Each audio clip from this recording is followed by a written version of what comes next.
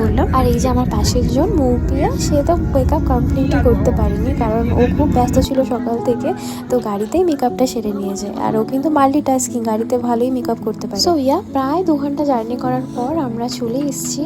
আর দেখতেই পাচ্ছ চারিদিকটা ঘুটঘুটে অন্ধকার, কিন্তু না বাকি যে আমরা একটা ছোট রাস্তা ধরে গেছি, সেই রাস্তাটা ভালোই আলো ছিল, তো কোনো অসুবিধা হয়নি। আর প্রথমেই বলে রাখি, এটা কার বিয়েতে এসেছি, এটা হলো আমারই বরের বন্ধু, তারই বিয়ে।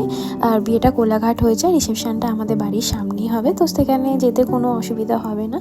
যাই হোক, অনেক দূরের এক্সপিরিয়েন্সটাও করা ভালো, সবসময় তো কাছাকাছি গিয়ে আমরা চলেই আসি। এটাও বেশ মজা হয়েছিল, সবাই মিলে আমরা গাড়িতে খুব হাসি মজা আড্ডা করতে করতে গেছিলাম। আর এই যে অর্পিতা আর অরিজিতের শুভ বিবাহ, আমরা প্রায় চলে এসেছি বিয়েবাড়ির মধ্যে।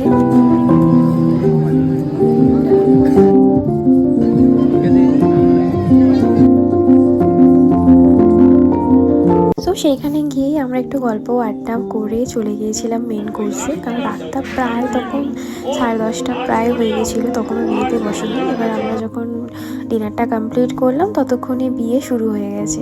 আর একটু দেরি না করে আমরা ওইখানে কিছুক্ষণ ছিলাম, যে বিয়েটা দেখছিলাম। প্রায় অনেকটাই রাত হবে।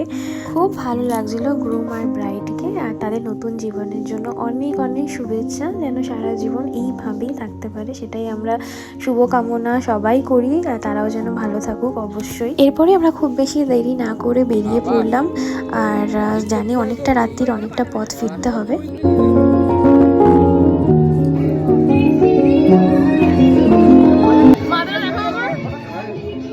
আর এই যে আপকামিং গ্রুম অ্যান্ড ব্রাইড, যাদের নেক্সট মান্থে বিয়ে, তাদের নিয়ে অনেক প্ল্যান আছে আমাদের।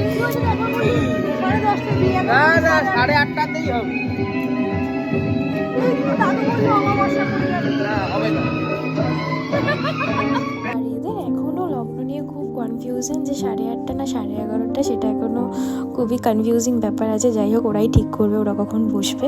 তো যাই হোক, এইসব আমরা গল্প আড্ডা মেরে সবার সাথে দেখা করে বেরিয়ে পড়লাম বাড়ির উদ্দেশ্যে।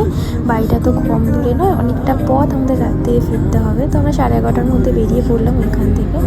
আর বাড়ি আসতে অনেকটা টাইম লাগবে। যাই হোক, বিয়ে বাড়িটা ভালোই কাটলো। আবার তো আমরা গাড়িতে বসে যাই হোক গল্প গুজব করতে করতে অনেকটা পথ আমরা এলাম, আর প্রায় তখন 1টা বাজে, আমরা সাঁতরাগাছিতে।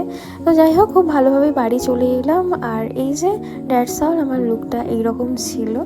আর খুবই ভালো লাগছিলো আমার যে রেড শাড়িটা, কেন জানি না, আর তার সঙ্গে কন্ট্রাস্ট ব্লাউজটাও আমার খুবই নিজস্বভাবে ভালো লেগেছে, আর অনেকে কমপ্লিমেন্ট দিয়েছে ভালো লাগছিল।